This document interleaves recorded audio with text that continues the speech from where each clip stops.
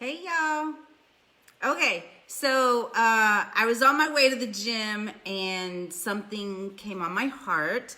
And so I'm a very intuitive person.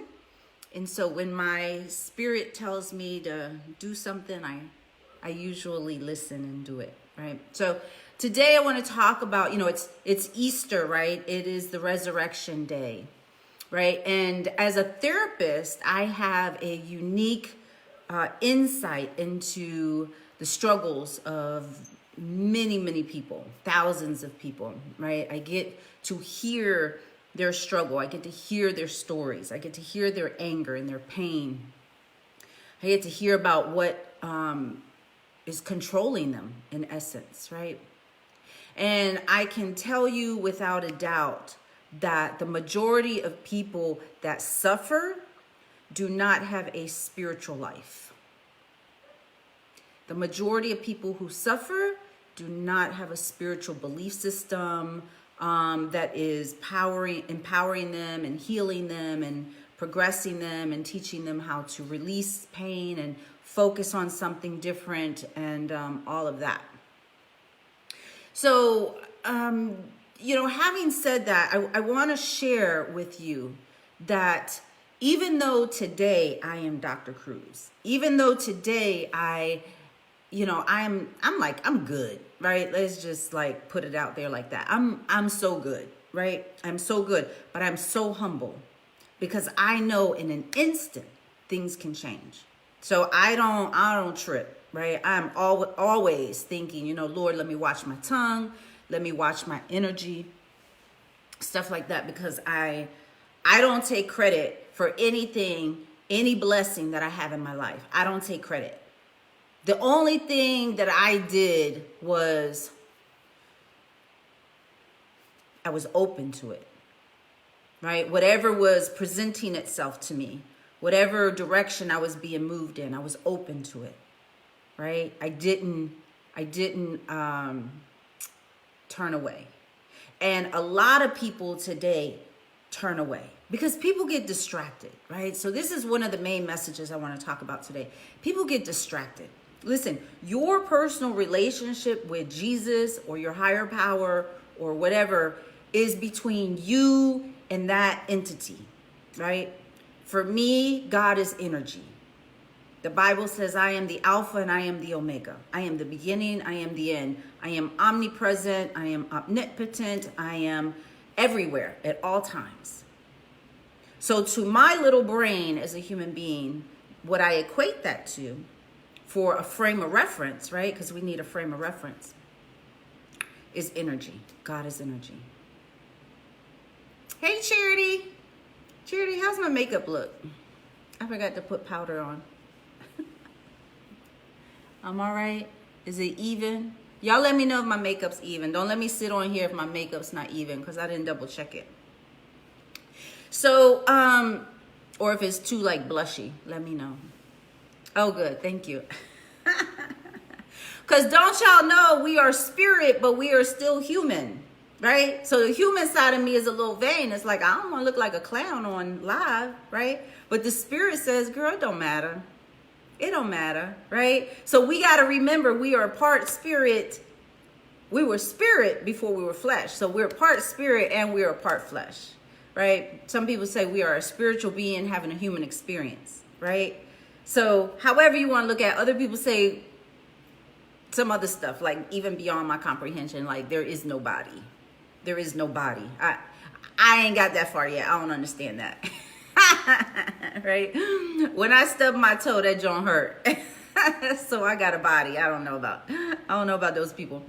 So listen, your relationship, man, it breaks my heart. Like this jackhole that created the Satan sneaker. Like, dude, what? Like don't you have better things to be doing with your mind than to be creating Satan sneakers? And it breaks my heart that there are people out there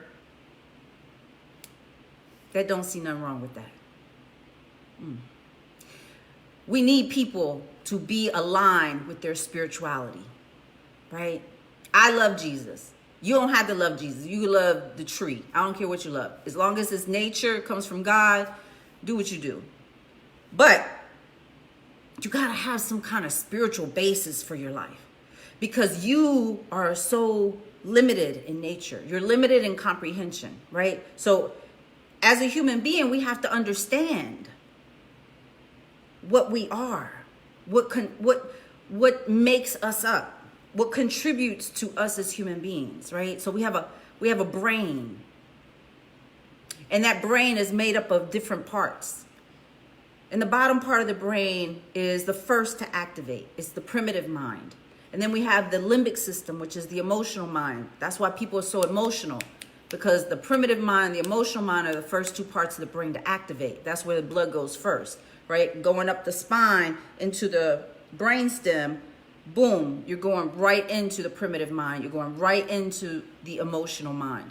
It takes longer for the blood to get to the cognitive mind, right? So the top part of your brain develops last. And that's why insurance companies charge more for people who are under 25 years old, because that part of the brain is not fully formed yet, right? So we got to understand what makes us us, right? So we have a brain, we have a spirit, we have memories, we have traumas, we have triggers, we have habits, we have personality traits, we have genetics. We have all of these different things. We have proclivities and inclinations and intuition and feelings, right? Feelings, that's part of the brain. We have all these different things. We have human basic drives. If I'm hungry, if I'm starving, if I'm cold, if I don't have my basic human needs met, I can't do other things. I can't fulfill my destiny. I can't self-actualize. I can't love another human being. If I don't feel loved, if I'm abused and abandoned and hurt and angry and in pain, I can't further give my essence to what it is I was created for love, for forgiveness, for compassion, for self-actualization, to recognize that there is something larger than me, because I'm hurt and I'm angry and I'm in pain. So we need hope. We need hope. So it makes me angry when I see, maybe not angry is the right word. I'm not really angry. I'm frustrated.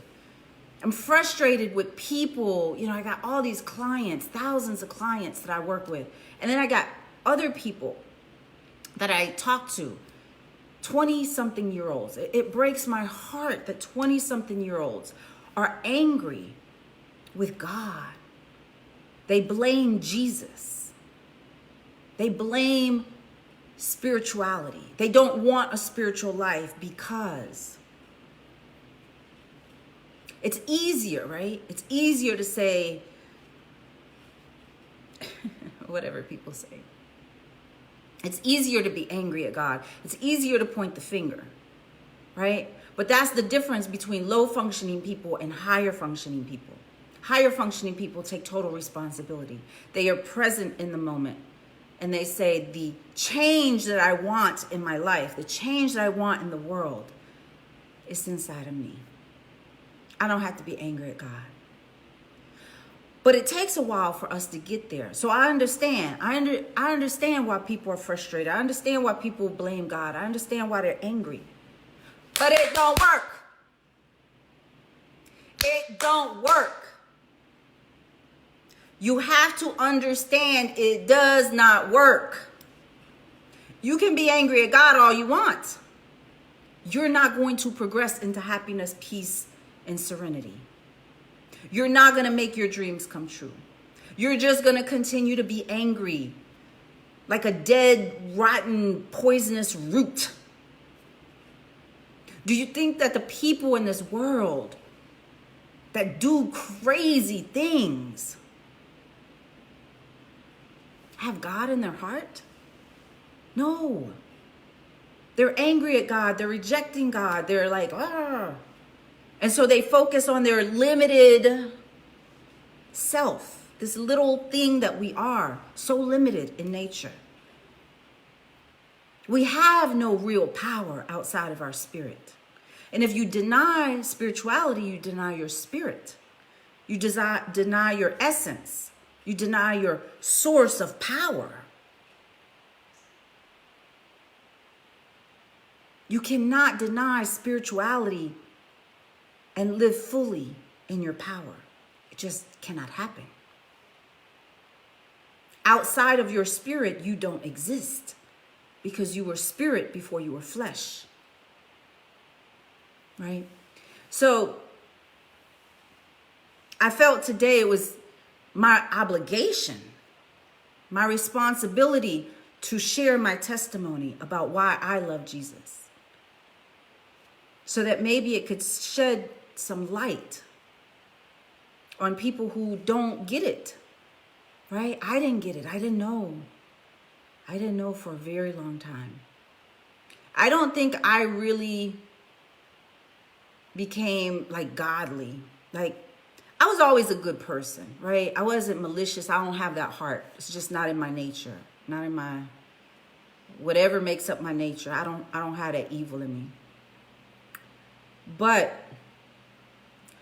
when human beings get hurt and hurt and hurt and hurt and abandoned and abused and neglected and left behind and shunned and rejected and bullied and all of this stuff, who you initially started out as, that good person, can get tainted. This is why the Bible tells us to love our enemies, to treat our neighbors as ourselves, to love our neighbors as ourselves. Because rejecting and hurting people is not going to contribute to the betterment of society and humanity. It's just not. So even with people that deny God, hate God, or angry at God, I still pray for them. I'm not going to hang out with them, but I pray for them. But it took me a long time to get there. I think I was probably about approaching 40. I was approaching 40 before I really centered myself. At 37, I had my life's awakening. Prior to 37, it was just me, right? After 37, I worked for my spirit. I didn't know anything about my spirit prior to 37. So prior to 37, I grew up in foster care. And let me tell y'all something. The reason that's significant is because how you raise your children in the beginning has more effect on them from birth to 7 or 8 years old. Has more effect on the kind of person they're going to evolve into than anything else. Because during that age stage, birth to 7 or 8, you're programming their brain. You're programming their subconscious mind. The essence and the core of their personality is being developed during those ages. So if a child sees violence, if they hear cacophony, chaos, violence, fighting, things being thrown, doors being slammed, if they're being neglected, if they're being abused, if they are homeless, if they are beaten, if they're starved, if they go hungry, if they live in poverty and don't have basic essentials to survive, all of that evolves into their personality. And then how you treat your children, therefore, continues to develop their identity and their personality and their sense of confidence and their sense of identity and their sense of morality, right?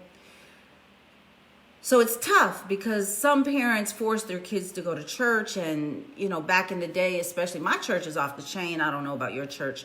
My church is One LA with Pastor Torrey and Sarah Jakes, the daughter of T.D. Jakes. Hands down, I love many pastors, but hands down, my two pastors and their father, T.D. Jakes, to me, and Dr. Miles Monroe. They're the most intelligent people I've ever come across on earth. Very, very intelligent people, very intuitive, very smart, they study, right? They guide properly.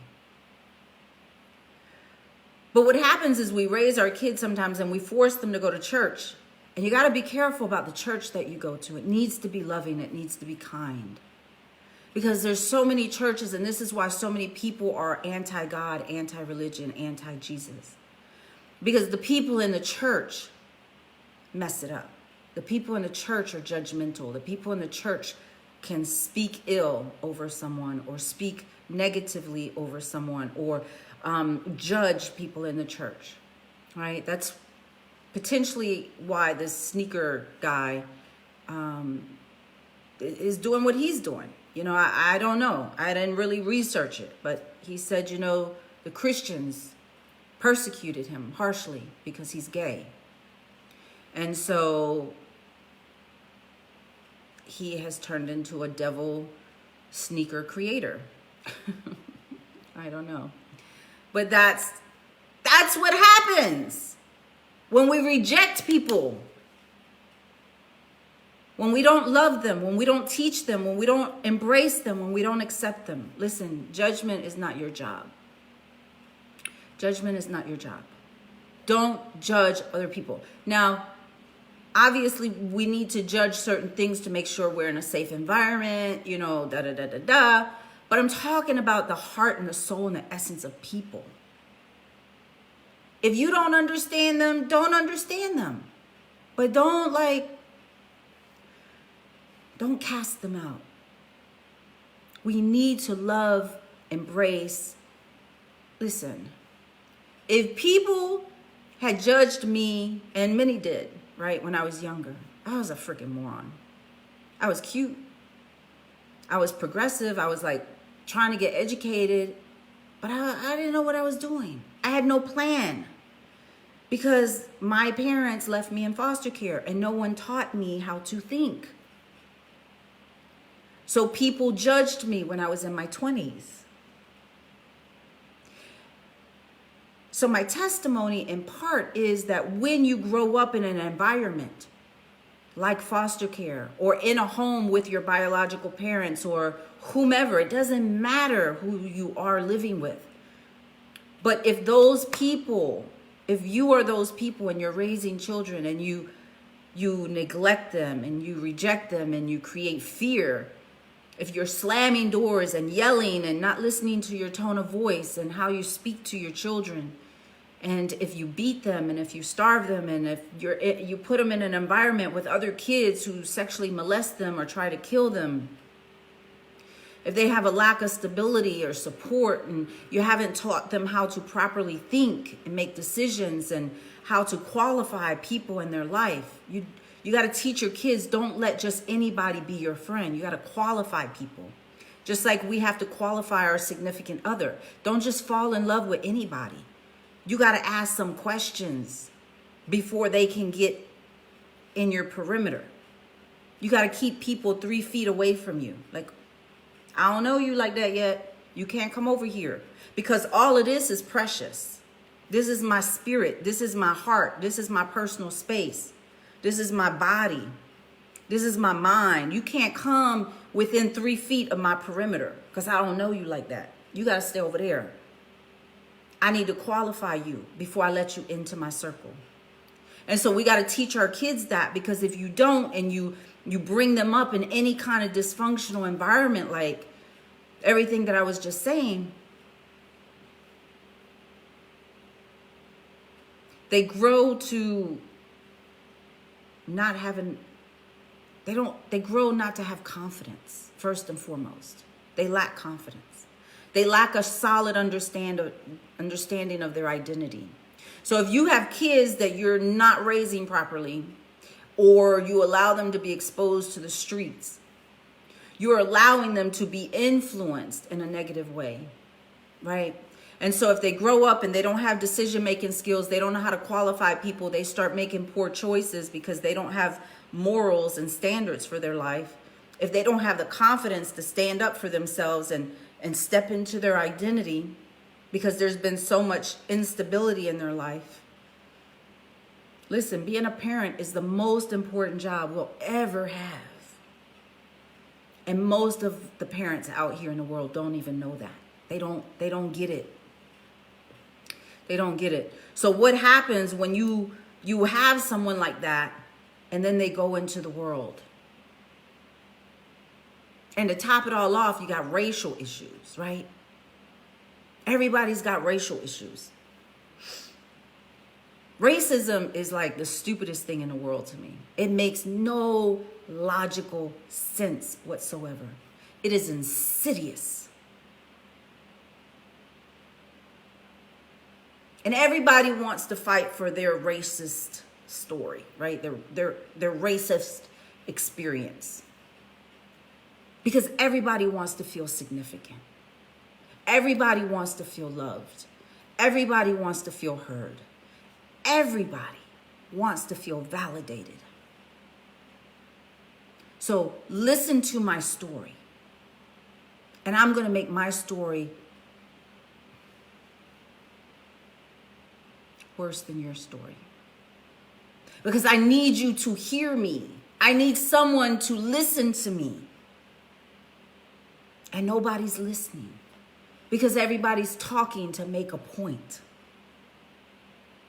And so racism continues. People just want to be heard. They want to be understood. They want somebody to say, man, I'm sorry for that. Let me embrace you.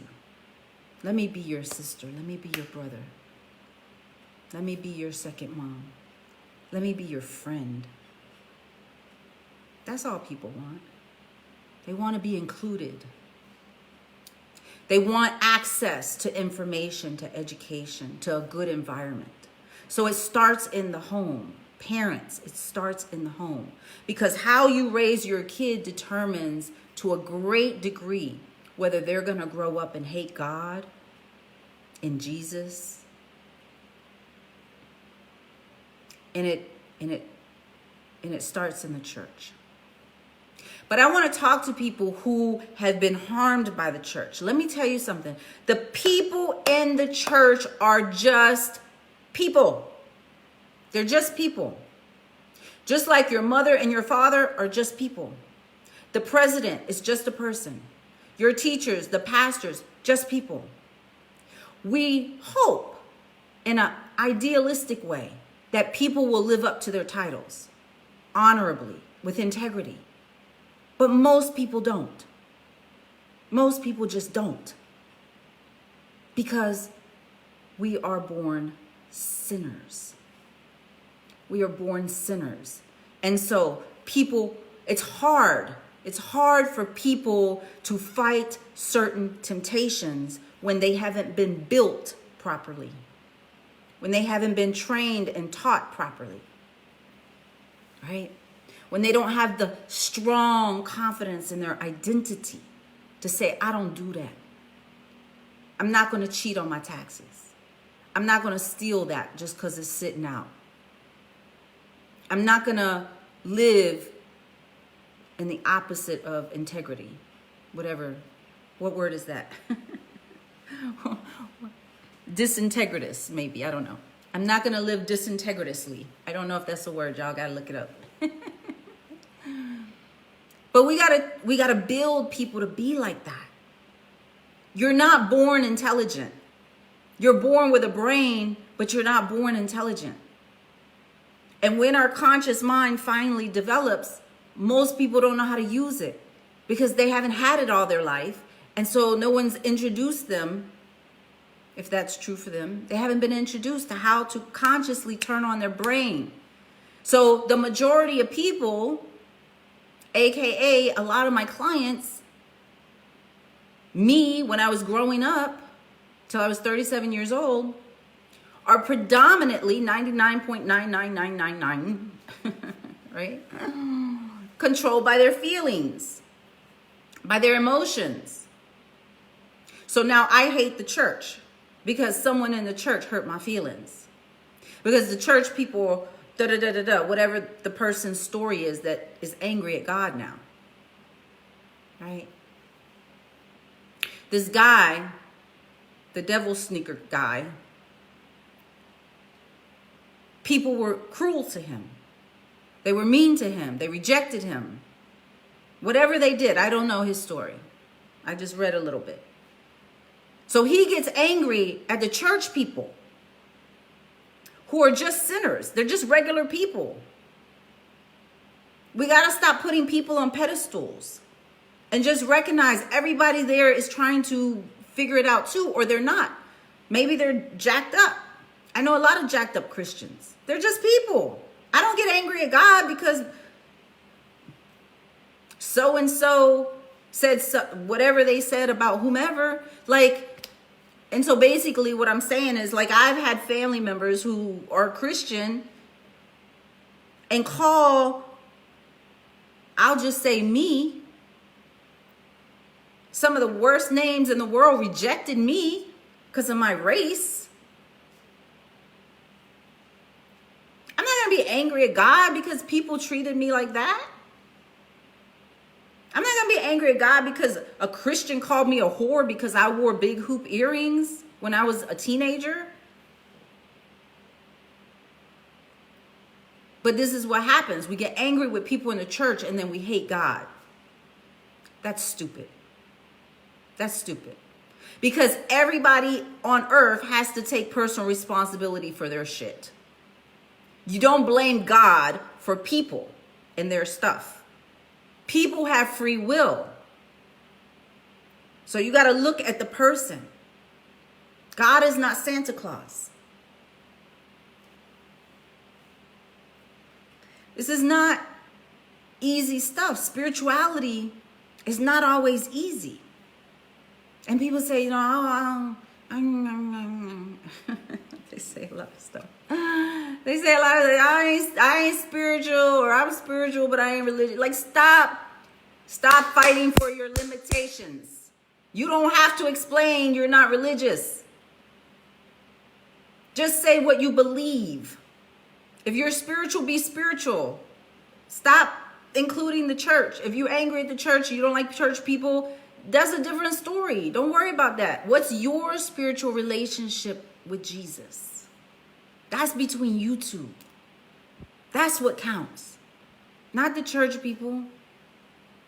Because as human beings, we got to remember, you got to go back and remember what makes human beings human beings. We get offended so quickly.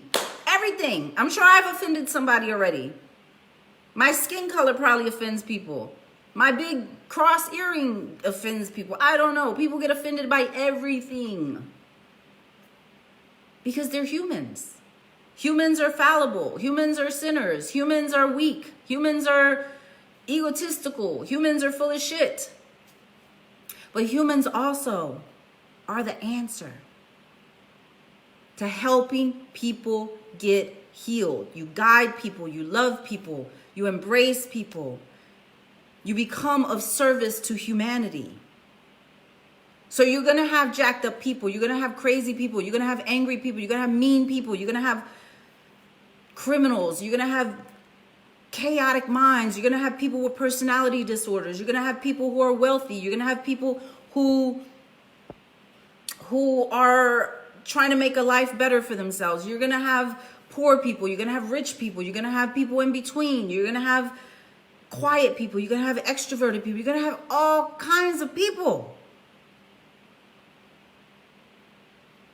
And those people should be judged based on their actions and their character and their personality and their mindset. Don't hate God because of people's actions. It's the stupidest thing. Makes me so frustrated. I am not going to deny my personal relationship with Jesus because my grandmother hurt my feelings. And she was supposed to be a Christian. I'm not going to deny God because my foster mom used to make me go to this whack church. And I didn't like it. I'm not going to be angry at God because people have given me hell throughout my entire life because I ain't white enough to be white, and I'm not Puerto Rican enough to be Puerto Rican, and I'm not black enough to be black. And like, what? Craziness. But because people are human, this is what they do. So this is why we need to rise above all of that. Don't stay down here with the stupidity. rise above it. I don't look at the problem in the eye. I raise myself above the problem and I look down on it, because that way it doesn't control me, right? But I had to learn how to do that. And I had to find strength in my spiritual practices, in my spiritual belief system. So I went from a kid who had nothing, chop suey for mentality, right? No one taught me how to do anything, much less think. And so my entire life created fear inside of me. And this is when I didn't know God. I didn't know Jesus. I didn't have a personal relationship with Jesus. So I was in dysfunctional relationships. I was in domestic violent relationships. I was smoking and drinking to self-medicate. I was dating the most ridiculous men. Like, hello. We need to qualify people before we get involved with them, please. Right? Teach your kids that. So important. So I didn't have an identity. So I was open to whatever. It's a party over here. Okay, great, I'm going. It's a thing over here. Okay, great, I'm going. Y'all going to happy hour? Okay, great, I'm going. I didn't qualify anything in my life. Not even the universities I went to. Like, oh, I want to get a degree. Okay, I'll go to this one. This one's available. So we got to teach people how to do their research. Right? We got to teach people how to think. So when you go on your journey, when I went on my journey, I'll say, when I went on my journey for God, I was in deep, deep pain. I didn't have parents. I didn't have family. I didn't know how to think. I didn't know how to make decisions. I had no support system. I had no money. I had nothing. I had nothing. And so I joined the military. I had a job at, I think, Rite Aid. I think I was working at Rite Aid. So I was renting a room. But I was living in a racist community. I didn't want to be there. I was lost. I didn't have identity. I didn't know anything, right? I was just like, okay, I finally graduated high school. Now what? No one had prepared my mind for the future. I didn't hate God because of everything I'd been through. I'd been introduced to God. I didn't know what it meant. I was like, Because when people get on this path to spiritual self-discovery, it takes time, right? So it takes time for us because we got to reprogram our entire existence. Because we're just humans and we're identifying with the flesh. We're identifying with the feelings and the emotions and the anger and the offenses we've taken and everything our parents have done. And we're identifying with all of that in the human sense. And so to develop a spiritual identity, you got to wash all that away. And how do you wash all that away when it's all that you are? Right?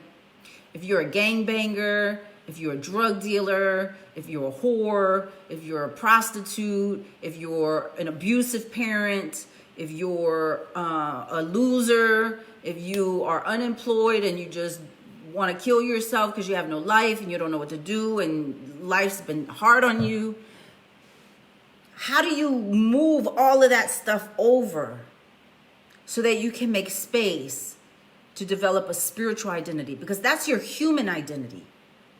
That's not your spiritual identity. So we have to make room. We got to move that stuff over, which means we got to stop focusing on it so much and say, okay, this was my human experience, but I want to develop a spiritual identity now, right? And so it takes time. It takes time. It takes exposure, being exposed to the Word of God, being exposed to Christians that are loving and kind and supportive and edifying. It takes time for the inner change to occur. It doesn't happen overnight. My smoking and drinking didn't stop overnight. Me making my daughter a priority didn't happen overnight because all I knew was survival. I was in survival my whole life. So how could I then have faith? How could I then say, you know what? Well, I'm just going to believe. I'm going to trust. You can't. You cannot jump from survival to faith without something happening. And that something is the transition that occurs over time, right? How many of y'all understand that we're constantly in change? Things are constantly changing. So we have to go from survival into faith. It doesn't happen overnight. This is why it's so important that we don't reject people, that we don't cast them out, that we don't shun them, that we don't make fun of them, that we don't insult them and belittle them and all of that. We have to embrace them and teach them. And, you don't have to like hang out with them, but you got to be the example so they have something to hold on to while they're transitioning.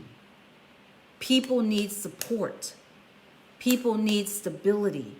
They need someone they can trust to say, hey, I don't know what I'm thinking. I'm still angry at God. Don't judge them because they say that. Have compassion for them. Say, okay, well, what's happening? Why are you angry at God?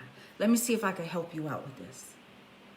Don't you know that people have to take personal responsibility for themselves and their actions? That's not God's fault. So your parents and how they treated you, that's not God's fault. Don't be angry at God because life's been hard on you.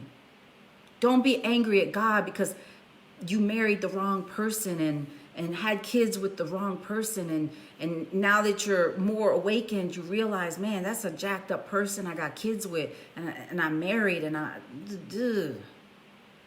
God, why is this happening to me? Why'd you allow that to happen to me? Don't get angry with God for your decisions because you had lack of awareness, because you had lack of knowledge, because your parents didn't teach you, because you weren't edified, because you weren't intellectually aware, because you weren't emotionally present, because you didn't have standards and boundaries for your life. You have to take personal responsibility. And sometimes it's sad. Sometimes we make choices and it's just sad. When we finally wake up and we're like, whoa, what have I been doing? It's crazy. I believe that people who make poor choices and people who are just jacked up and they don't even know they're jacked up, they're not doing it because they want to. They're doing it because they don't know what else to do. They didn't wake up and say, let me go be a criminal today. This is how they've evolved. People don't wake up and say, let me abuse my kids today. Let me punch my wife in her face. This is how they've evolved. So spiritual relationship with your higher power and spirituality, having that spiritual relationship is critical for you to evolve into a better quality person. No matter what you've done in your past, no matter how tough life has been on you, if you start today, if you just open your heart and you say, God, please help me. Just submit yourself. Humble yourself. Ask for guidance. I don't care how many times it takes. You don't quit on your spiritual identity. Because if all you have is a human identity, honey, I told you earlier, people that don't have a spiritual identity suffer the worst. Because there's nowhere to process their emotions. There's nowhere to give stuff away to, because as humans, we hold on to everything. We identify with it. We personalize it. We get offended. We react because our primitive mind is quick to trigger. Our emotional mind is quick to trigger. And so we are lower functioning people when we identify solely as human beings. Even with the use of our higher functioning cognitive rational mind, we're still limited beings. How can someone like me who was abandoned by her parents, whose father was addicted to heroin, whose mother got shot in the head when she was 13, who was an alcoholic, poverty ridden, beer drinking family members. No one there for me, left me in foster care to be abused, to be abandoned. No one came to save me. My aunt didn't come help me. No one came to help me. None of my aunts. How can I endure such pain, physical abuse in foster care, and come out like this? Peaceful, happy. I'm the happiest, most peaceful person I know. I say that humbly because, like I said in the beginning, I know things can change very quickly. So I rebuke that. I don't claim that. But I give the credit to my spiritual identity, because in the flesh, I was hurt. In the flesh, I was angry. In the flesh, I wanted to see people die. Relationship pain. Relationship pain. Sometimes you can get past your the pain you have for your parents and your upbringing, and then you seek solace in this relationship, and you get close with this person and you love them. And they can bring down and rain down on you like the pain of hell. It can tear you up inside when you love someone like that and they destroy your heart. The same heart that barely got through the upbringing and the abandonment and the bullying and the abuse. And now you confide in this person that you love and they crush you. Can make you want to kill people. How dare you hurt me like that? That's the mind of the human. Because we identify with that pain. We identify with the rejection. We identify with the disrespect of people not acknowledging the pain that they've caused. So it's very easy to want to become retaliatory and vindictive. But don't do it. You can't do it. Don't do it. That's why you need a spiritual relationship, because you got to give that anger and that fire. You got to give that fire away. You can't hold that, because that will eat you up as a human being. It will destroy the essence of your miraculous identity, because you were created miraculously for a purpose. And your job is to focus on that purpose, not the pain people have caused you. And don't hate God because other people break your heart and abuse you and abandon you and all of that stuff. Don't hate God because of that. That wasn't God's doing. That was personal choice of the people, because they had a lack of awareness and a lack of spiritual identity, typically. So you got to realize developing your personal identity with Christ and your spirituality, listen, it's the best thing going. You can cleanse yourself of all that pain. You get a new identity in Christ. You are not the same person. You begin to love your enemies. You start praying for your enemies. Listen, the day that I prayed for my enemy, I had one enemy. I consider I had one enemy on this earth. Her.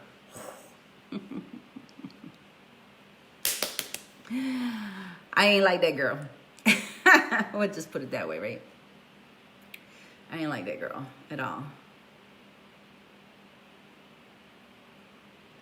Still don't like her. But I pray for her. I love her in Christ. When you can pray for your enemies, people that you wanted to see burn alive, when you can pray for them, when you go from that person that I want to kill you, that I want to see you die and suffer for the pain that you have caused me, bitch. When you can go from that pain as a human being because they're arrogant And they don't know how to take responsibility for the lies that they believe. The denial. The pain it causes your children. When someone comes in your life and they hurt your child, sometimes you want to get some payback. But let me tell you what the best payback is. Sweet Jesus. When you're able to put that down and say, you know what? That ain't who I am no more. You good. You got that. I hope you live happily ever after, because I know you didn't. When you can find solace in your heart to let that go. Because anybody who hurts you like that cannot be happy. They cannot be happy. So whether it was your parents, whether it was a girlfriend, a boyfriend, an employee, a boss, a friend, when they hurt you and those closest to you, you could stop right there and know that they don't have peace in their heart, that they are not godly, that they are not happy. And in time, karma will visit them. Not that we want vengeance, right? Because we trust the Lord. The Lord said, vengeance is mine. But that's where you can rest easy. Because I can tell you, I have had many people do me wrong, and I have watched as karma has come visit their life. Trust and believe. People who do you wrong, even if it's on their deathbed, they will be sorry because of who they were. They will have an awakening that what they did was wrong. But don't wait around for it. You got stuff to do. You got a life to live. You have a heart to heal. You got a soul to cleanse. So you got to get on with getting on, right? So when you develop that spiritual relationship with Jesus, you put all that stuff to the side and say, I give that to you, God. That's your battle. That's not my battle. I'm a new creation in Christ. I'm going to cleanse my heart. I'm going to learn to pray for the person that I once upon a time wanted to see set on fire. I'm going to pray for that person because you saved me. You changed me. I am humbled. I am still human. Don't test me. I'm still human. But I humbly submit myself to God. Because every day I have to cleanse my heart. Every day I got to cleanse my soul. Every day I got to cleanse my mind. Every day I can't take advantage of the fact that God has favored me and he saved me. And I am the happiest, most peaceful, good person that I know. I'm good. I'm so good. But it wasn't always like that. So my mind had to be remolded. Your mind has to get remolded. And this is what happens on that path. I don't know how much battery I have. I'm probably my phone may die. So I got to kind of wrap this up. But education helped me evolve. Constantly evolve yourself. Get around higher functioning people. Get around people who love you. Get around people who embrace you. Stop saying you hate God. It's not God's fault. God is not making people idiots. Okay? People are idiots because of other reasons. All right? So when you get into faith, you start understanding the stories in the Bible, and you take those stories and you apply them to your life, however it happens to lay on your life, right? And so you get wisdom, you get inspiration, you get intuition, you get you learn how to forgive. When I learned the story of Jesus getting crucified on the cross, and he said, "Forgive them, Lord, for they know not what they're doing." My mind was awakened. I was like, that's the prayer I need to have for my parents. Forgive them, Lord, for they knew not what they were doing. My parents did not know they were fucking my life up. Because had they known that, when people know better, they do better.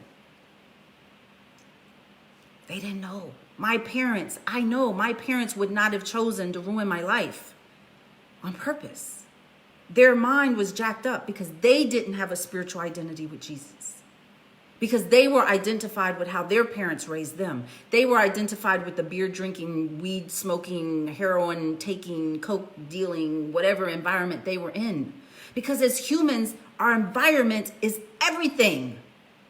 Our environment is everything. It's more powerful than our genetics. It's more powerful than our spirituality.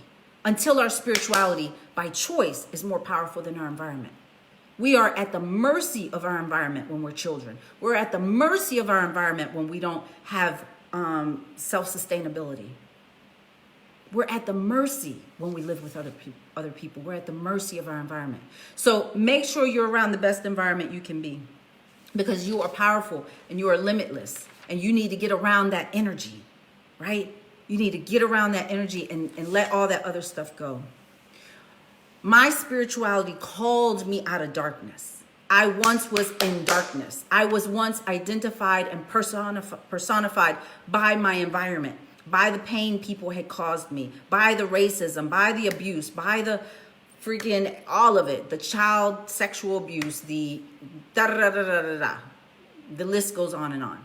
I was in the darkness. I didn't know how to think. I was in survival mode. I spent 17 years in the military and I didn't know how to take control of my life because I was in the darkness. I was addicted to drugs. I was self-medicating with rum. I was in the darkness. I didn't know who I was. So my spiritual relationship awakened me from all of that and said, girl, you got a purpose. God created you uniquely, perfectly for what you are made for. Forget about your mama and your daddy. Forget about those guys. Forget about that relationship. Forget about that girl that you want to see set on fire. Forget about all of the racism and all of the rejection and all of the craziness and limited interpretations in my own head, because my life experience, your life experience, is based on your interpretation. And the way you feel about something is based on the meaning you give it. So if you're angry at God, that's because you have given that a meaning, whatever it is in your life. And now you're blaming something else for the meaning you're giving it. If someone disrespects you or judges you or hates you or whatever, don't make them a part of your reality. You control your mind. Stop attaching to limitations. Stop attaching to things that have no good for you. You know what I mean? So I learned to contribute, to help people in society. And by that, I rooted myself in my purpose, and I understood that service to humanity is freedom, because it's expansion. When I'm focused on me as a human being, I suffer. Most of my clients, they're focused on them. My pain, my depression, I'm stuck in the house, I'm in a relationship that da-da-da-da-da. And it's all valid, right? It's all valid, but it's not healthy. We have to stop focusing on us so much and get into the mind of service to humanity. Because the moment that I started saving clothes to give to homeless shelters, battered women's shelters, and there was some other place that I gave the clothes to. I can't remember off the top of my head. It was like back in the 90s, 97. But the moment I started doing that, I felt significant. We have basic human needs, and one is to feel significant. Everybody wants to feel significant, right? Remember how I said everybody wants to feel loved, validated, heard? That's significance. Show me that I have value. Show me that you respect me. Show me that you'll listen to me.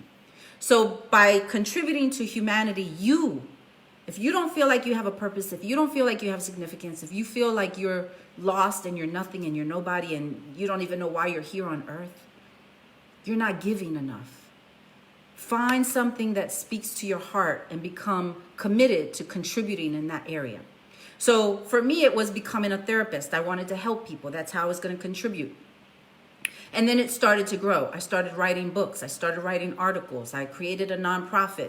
I created a literacy program for foster children. I write articles in magazines. I do these videos. I create digital courses. I want to build a community and where I've relocated of women to empower women. I'm constantly thinking, how do I want to contribute to the animal shelters? Because I love dogs. And so I want to either financially contribute to them or in some other way. How can I help? Ask yourself every day when you wake up, how can I help? How can I help? Who can I help and how can I help?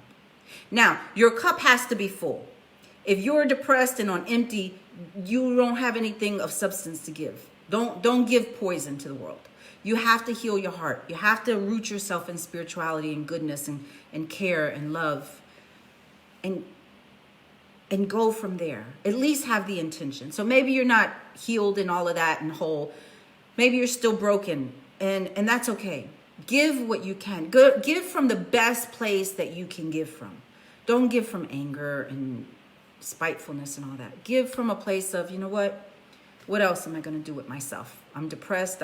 I got anxiety. I take all this medication. I don't have control of my mind yet. Let me do something besides think about me. Let me think about someone else. How can I help my community? Maybe you could create a cleanup community group or whatever, or you could go to the Boys and Girls Club, or you could Salvation Army, or create a group on meetup.com. However you do it, the daycare center. Maybe there's someone in your community that is elderly. You can help them. You can go buy their groceries. You can clean their yard. You can rake their leaves. Do something. It'll make you feel so much better. I guarantee it, 100%, hands down. It is the answer to stopping a lot of your pain, okay? Power, love, and self-control. So God did not give us the spirit of fear, but he gave us the spirit of power, love, and self-control. I love that Bible verse. I can do anything through Christ who strengthens me, right? All things are possible through Christ who strengthens me.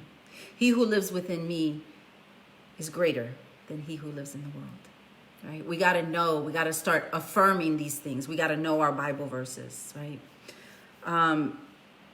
So I didn't have the hate for people who hurt me anymore. That's what spirituality did for me. That's what Jesus did for me. It allowed me to put those feelings elsewhere in his kingdom. I gave them all back to him. God, take it from me. I can't handle this anymore. I don't want to be consumed and controlled by anger and pain. So I learned to pray for my enemies. I learned to pray for the people that hurt me. Not that they would, have blessings in their life would be great. But the prayer that I pray is, God, cleanse them, mind, body, and spirit, and help them to be more godly. Awaken their mind to the things that they are doing that are ungodly. Right? That's what I pray. I don't want them to win the lotto or nothing like that. So I moved into faith, and now I'm good. I start anew. I am a new creation in Christ. It's a mind shift. No weapon formed against me shall prosper. The battle is the Lord's. I was spirit before I was flesh. Spirit being energy, some source of energy. I love my enemies. I try. I try. I do my best, right? I'm still human. At least I pray for them. All things work together for those who love the Lord. All things work for good, and for those who are called to his purpose. And what do I have for all of this that I've gone through in life? This huge transition from foster care and being a shell of a person who was just looking for some kind of stability and missed out on anyone developing my mind so I could have an identity and have confidence about myself so I could focus on a purpose. Transitioning from a shell of a person to a person who lives in faith, who says, you know what? I don't live by sight. I live by faith. That got me through COVID. I achieved so much during COVID, it broke my heart because I had all these clients and all these people and family members and friends that were just miserable during COVID.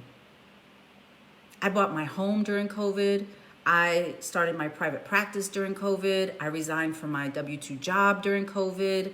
I traveled nationally. I went from California, from the West Coast to the East Coast. I traveled. I bought my scooter the other day, right? My business is flourishing. I'm at peace. I love my dog. I'm focused. I'm achieving stuff. I'm good. Like, I know what my purpose is in life. And that's what Jesus did for me. I am no longer lost. I am no longer confused. But what I am now is working to become the best version of me possible, right? So the person you see today, I'm still fighting strongholds, right? This whole life that I've lived has affected my personality. And there are things about me, I'm like, that's not me. That's the abuse. That's abandonment. That's someone rejecting me. That's not who I am authentically. Any fear that comes up, I'm like, damn, that's not me.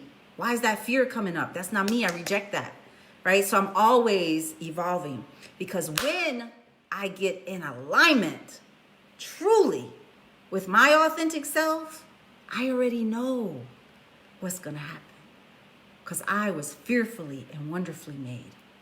And I got a testimony that can heal the nation. And you do too. You do too. And that's what you got to remember. You got to get from here to here, because there are people that need you. They need you and your testimony. They need to see your light. They need to see it's possible. They need to see an example. Someone that looks like them. Someone who was in pain and now is like, thank you, Jesus.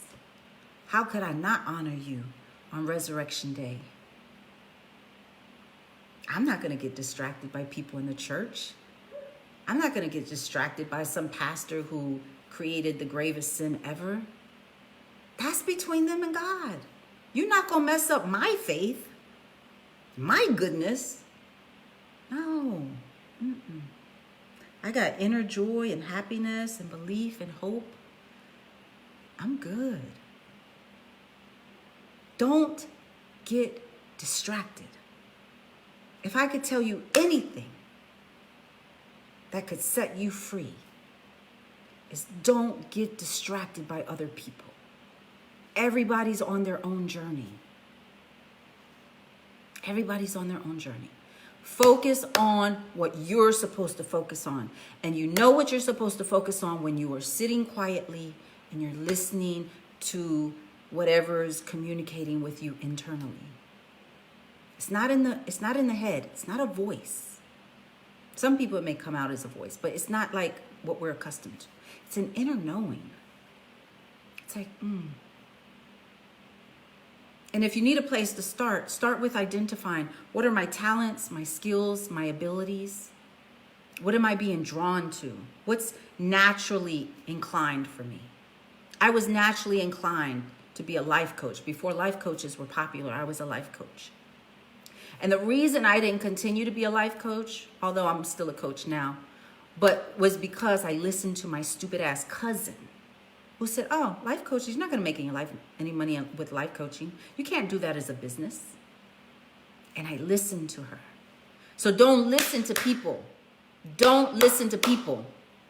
Me listening to my cousin say that cost me millions of dollars because I stopped being a life coach. Right? I'm a life coach now again.